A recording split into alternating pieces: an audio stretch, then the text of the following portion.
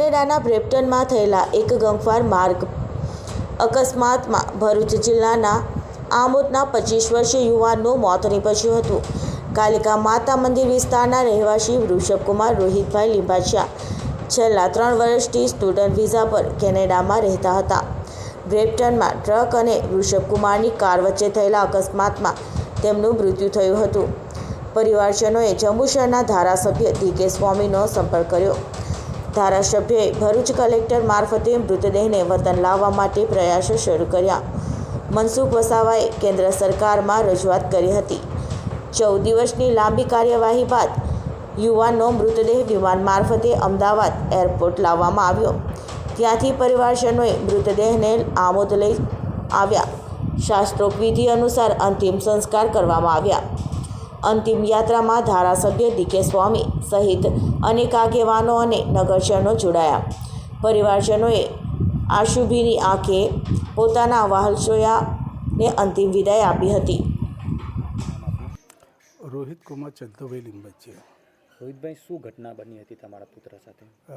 મારો બાળક અભ્યાસ અર્થે કેનેડા છેલ્લા 2.5 વર્ષથી કેનેડામાં જ અભ્યાસમાં હતા અને ખરાબ વાતાવરણના કારણે એનું માર્ગ અકસ્માતમાં દેવલોક પામ્યા છે અને મારા ફળિયાના તથા મારું મિત્ર મંડળ આમોદમાં જે ભાજપનું નાના મોટા જેટલા પણ કાર્યકરો છે તે અને અમારા આમોદ અને જંબુસર વિધાનસભાના ધારાસભ્ય ડી.કે. સ્વામી અને નરેન્દ્રભાઈના નેતૃત્વ હેઠળ એની બોડી આમોદ આવે એ રીતે સારા પ્રયત્ન કર્યા છે અને મારા બાળકની બોડી આજે રાત્રે અમદાવાદ એરપોર્ટ ઉપર આવી જશે. એની અંતિમ વિધિ ક્યારે કરવામાં આવશે?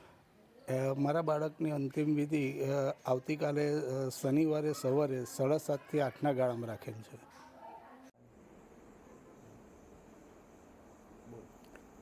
ગત રોજ એટલે કે 10-15 દિવસ પહેલાં કેનેડાના બ્રોમ્પટન ખાતે એક એક્સિડન્ટ થયું, જેમાં 3 વિદ્યાર્થીઓ જે ઇન્ડિયાથી કેનેડા ખાતે ભણવા ગયા હતા એમનું ત્યાં તાત્કાલિક મૃત્યુ થયું.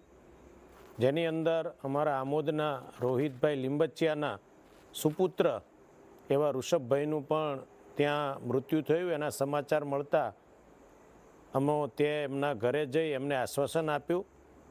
તેમજ તે જ સમયે ભરૂચના કલેક્ટરશ્રીને ફોન કરી અને તમામ પ્રકારની જે અમારી પાસે માહિતી હતી એવી સૂચના આપીને તાત્કાલિક આ કાર્યવાહી કરવામાં આવે અને જે કેનેડા ખાતે મૃતદેહ છે એને ઇન્ડિયામાં લાવી અને એમના પરિવારને સોંપવામાં આવે એવી કાર્યવાહી કરવા માટેનો કલેક્ટરશ્રીને ફોન કર્યો, જેના રૂપે કલેક્ટરશ્રીએ અને માનનીય સાંસદ શ્રી મનસુખભાઈ વસાવાએ તાત્કાલિક આ કાર્યવાહી કરી અને એ કાર્યવાહીના ભાગરૂપે આજે રાત્રે એટલે વહેલી સવારે કેનેડા ખાતેથી